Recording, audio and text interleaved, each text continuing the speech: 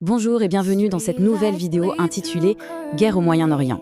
Comment les États-Unis ont tué 165 fillettes dans une école de jeunes filles à Minab en Iran.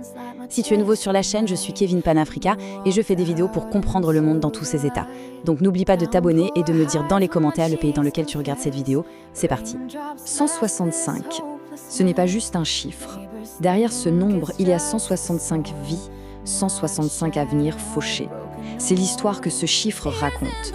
L'histoire de ce qui s'est passé le 28 février 2026 à l'école primaire pour filles Shajaret Tayeba dans la ville iranienne de Minab.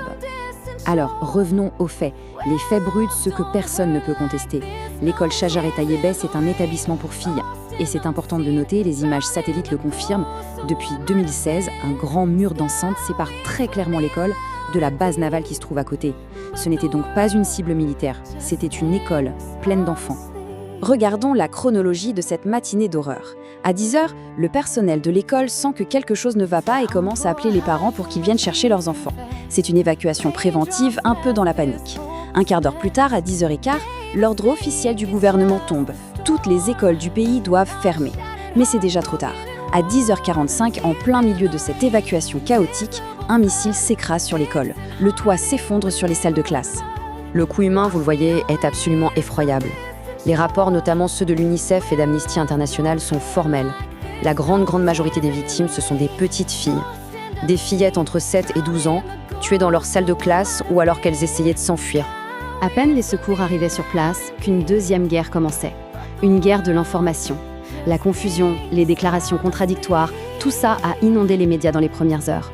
C'est une stratégie classique, bien connue, pour noyer la vérité sous le bruit. Et la première salve dans cette guerre des mots, elle vient du plus haut sommet de l'État américain.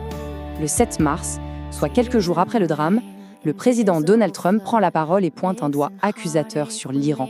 C'est leur faute, c'est eux. Le problème, zéro preuve, aucune. Sauf que cette affirmation péremptoire, lancée sans le moindre début de preuve, va avoir l'effet exactement inverse de celui escompté. Au lieu de clore le débat, elle va le déclencher. Partout dans le monde, des enquêteurs indépendants vont commencer à assembler les pièces du puzzle. Et c'est là qu'entrent en scène les nouveaux enquêteurs de l'ère numérique. Des collectifs comme Bellingcat, des unités de vérification comme BBC Verify, ils vont se mettre au travail.